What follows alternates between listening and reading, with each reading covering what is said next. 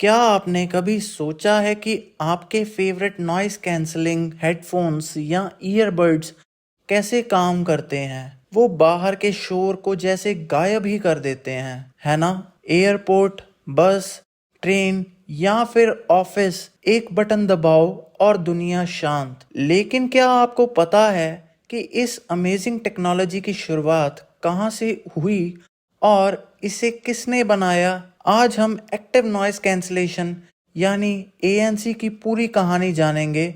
चलो शुरू करते हैं। तो कहानी शुरू होती है शोर से। कैसा शोर? आम जिंदगी का शोर नहीं, बल्कि एक बहुत ही खास और खतरनाक शोर। हम बात कर रहे हैं एविएशन की, यानी एयरप्लेन्स की। इमेजिन करो, एक पायलट जो घंटों तक एक कॉकपिट में बैठा है, जेट इंजन का गरज, हेलीकॉप्टर के रोटर्स की आवाज।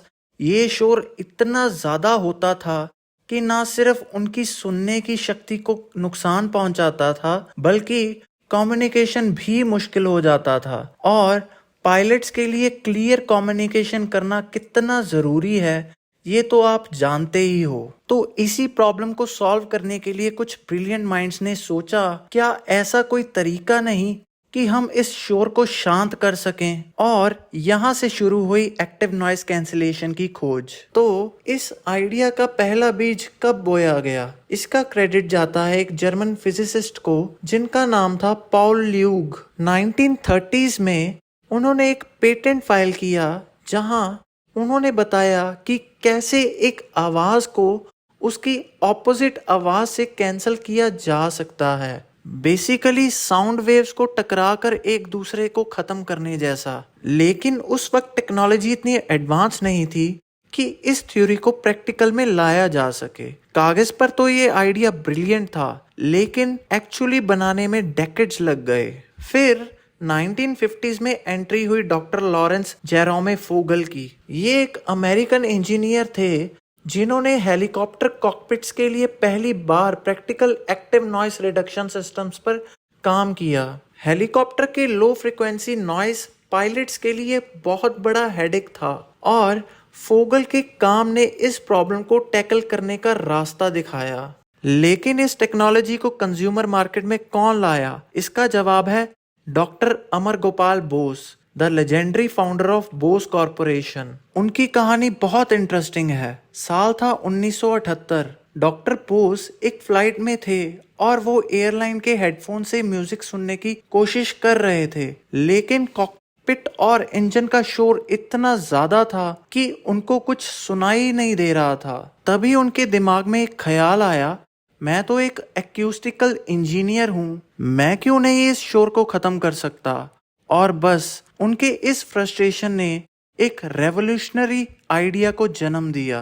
अगले कई सालों तक बोस कॉरपोरेशन ने $1 मिलियन लगाकर रिसर्च और डेवलपमेंट किया। चैलेंज ये था कि एक ऐसा सिस्टम बनाया जा सके जो बाहर के शोर को पहचाने, तुरंत उसकी एंटी नॉइस जनरेट करे और उसी शोर को कैंसल कर दे, वो भी रियल टाइम में। सोचो कितना मुश्किल होगा ये। और उनकी मेहनत रंग लाई।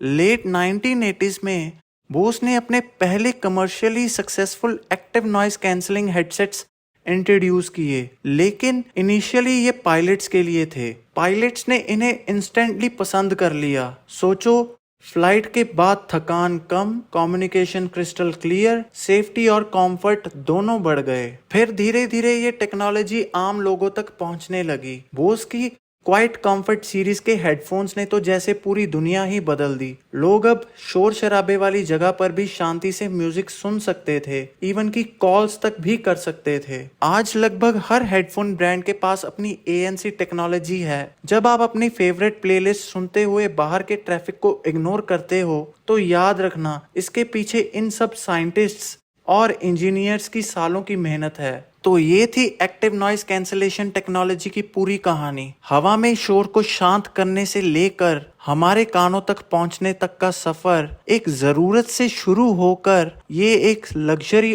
और अब एक आम फीचर बन चुका है। क्या आप एएनसी हेडफोन्स यूज करते हैं? आपका फेवरेट ब्रांड कौन सा है और आपको इस टेक्नोलॉजी का कौन सा एस्पेक्ट सबसे ज़्यादा पसंद आया, कमेंट सेक्शन में ज़रूर बताना।